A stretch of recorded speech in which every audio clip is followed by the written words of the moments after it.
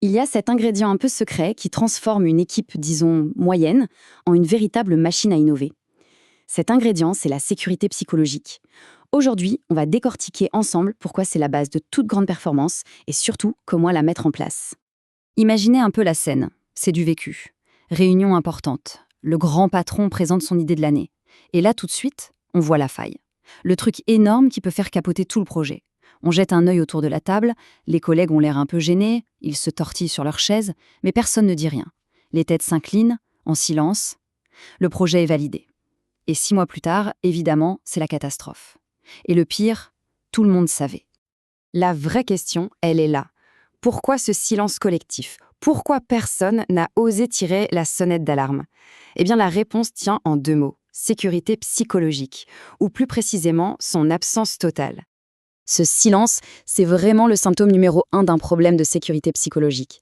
On peut voir ça comme une sorte de cancer silencieux de l'innovation. Ça ronge l'équipe de l'intérieur, ça l'empêche de voir les risques, de s'améliorer, bref, de faire son travail. Et attention, ce silence, ce n'est pas vraiment une décision réfléchie. C'est plus un petit dialogue qu'on a avec soi-même, quelque chose de très subtil qui nous paralyse. On se dit, si je pose cette question, est-ce que je vais passer pour le rabat-joie de service ? Ou pire encore, et si je me trompe ? Je vais avoir l'air complètement idiot. C'est cette simple peur du jugement des autres qui nous cloue le bec. Alors, cette peur, elle ne sort pas de nulle part. Elle est souvent entretenue par un vieux mythe qui a la vie dure, celui du manager dur mais juste, qui pense que mettre la pression, ça fait avancer les gens. En réalité, non seulement c'est complètement faux, mais d'un point de vue biologique, c'est une erreur monumentale. Le mythe, c'est de croire que la peur est un moteur. Mais la réalité, confirmée par les neurosciences, c'est que la peur, c'est plutôt un interrupteur. Un interrupteur qui éteint les zones de notre cerveau qui gèrent la créativité et la logique complexe. Pour le dire simplement, la peur nous rend moins intelligents. Le coût de cette peur, quand on y pense, il est énorme.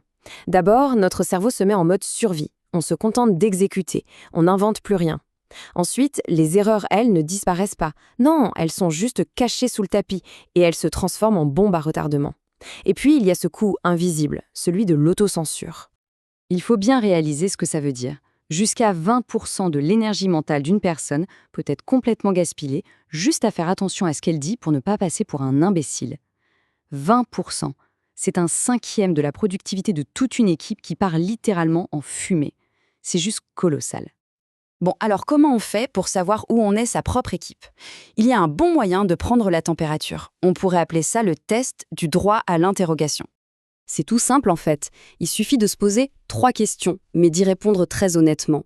Premièrement, est-ce qu'un junior, un stagiaire même, oserait lever la main en pleine réunion pour dire « stop, là je n'ai pas compris ». Deuxièmement, quand il y a un échec, est-ce qu'on cherche la leçon à en tirer ou est-ce qu'on cherche le coupable ? Et enfin, dans les débats, est-ce qu'on s'attaque aux idées ou aux personnes qui les défendent ? Si la réponse honnête à ces questions, c'est un peu « chez nous, on préfère ne pas faire de vagues », alors le diagnostic est clair. L'équipe avance, oui, mais avec un frein à main invisible, serré en permanence. Elle ne pourra jamais atteindre son plein potentiel. La bonne nouvelle, c'est que ce n'est pas une fatalité. On peut desserrer ce frein à main. Et la clé pour ça, elle se trouve tout en haut. Tout commence par le leader. Son rôle, c'est de devenir en quelque sorte le premier faillible de l'équipe.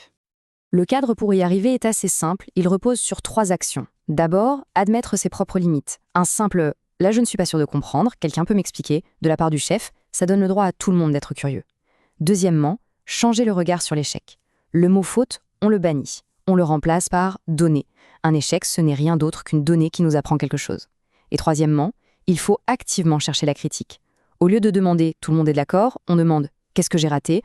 ou « où est la faille dans mon raisonnement ?» Allez, mettons ça en pratique avec un exemple concret. Imaginons un bug majeur qui plante un site web. Comment une équipe peut transformer cette catastrophe en une occasion d'apprendre ? La mauvaise façon, le réflexe classique, c'est de faire quoi ? On convoque le développeur dans le bureau et on lui passe un savon. On cherche un coupable, on pointe du doigt et au passage, on installe la peur. Maintenant, la bonne façon, celle qui construit de la sécurité. On réunit l'équipe et on dit « Ok, le bug est là. Ce n'est pas une personne qui a échoué, c'est notre système.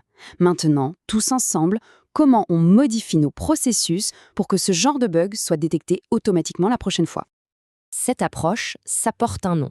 C'est le post-mortem sans blâme.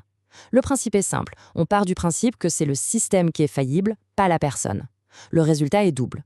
D'un côté, le développeur ne se sent pas attaqué et au contraire, il devient super motivé pour trouver la solution. Et de l'autre, l'entreprise s'améliore pour de vrai. Au fond, l'enjeu se résume à un choix assez simple. Sans sécurité psychologique, on a des exécutants, des gens obéissants qui font ce qu'on leur demande, mais pas un centimètre de plus. Avec la sécurité psychologique, on libère le potentiel pour créer une véritable équipe d'innovateurs. La question finale est donc aussi simple qu'essentielle. L'équipe est-elle là pour exécuter des ordres ou pour innover?